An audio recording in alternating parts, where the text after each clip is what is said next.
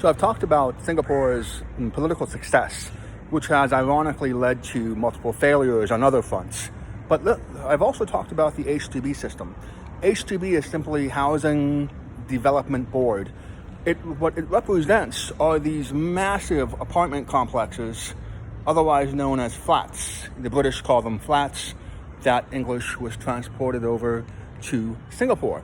And you have to really understand, one of the reasons that the West, political systems in the West, are failing is because they've ceded essentially the digital realm to private corporations. So that's why Microsoft, Google, Apple, these are trillion-dollar companies. It's unbelievable, how much power they have, and that is represented in the market cap. But if you give up your digital system, essentially, maybe they have a couple of back doors and all that, but then you've got to feed the military-industrial complex simply just to keep up. If you've got no control over the technological sector, because you're trying to compete with other countries who are probably building firewalls around your products, then you have to at least have some kind of control over the physical or analog world. And you can see now that in many countries in the West, religious entities own a lot of the property. So in the United States, you've got the Catholic Church, you've got the Mormons. If you put them together, you're looking at just those two. We haven't even talked about the Protestants. They own a massive amount of property and land. So you can see how that's not going to work in Singapore. Again, look at the scale of all these different apartment complexes. There's more behind me over here.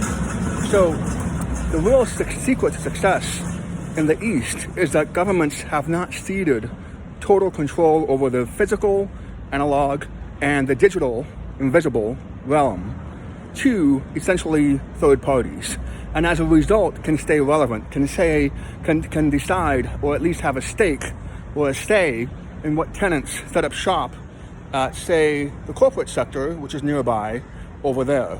In this case, a retail organization. They can say to a shopping mall that wants to build that you must have a library in every new mall that is built. They can do that again because of the power of these housing structures that, again, create a bit of a conflict for the West because they've been anti-communist, anti-socialist for quite some time.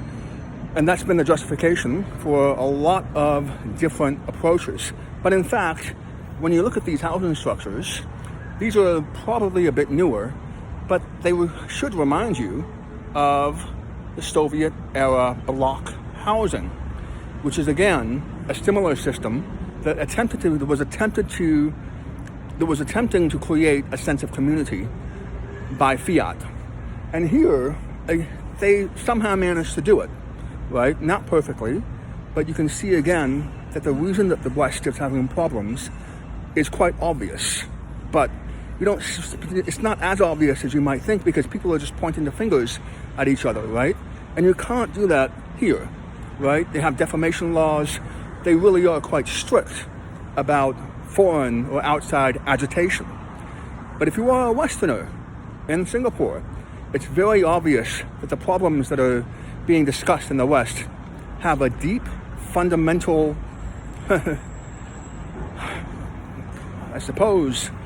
just a fundamental crack in the system of what it means to have power if you are the government. Does it simply mean regulation? Because if that's the case, the EU seems to be doing a better job regulating technological companies than the United States.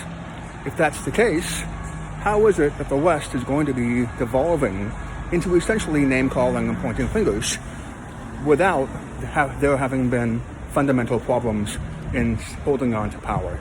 And over here, the HDB system is also a source of stability. It's a source of policy. It allows the political party to have a foothold in almost every decision in this tiny, tiny nation state. So if you're an American and you're thinking about democracy and thinking about all these buzzwords, maybe try to move beyond that and ask yourself, what is the real source of power in the West if it's not the digital as well as the analog?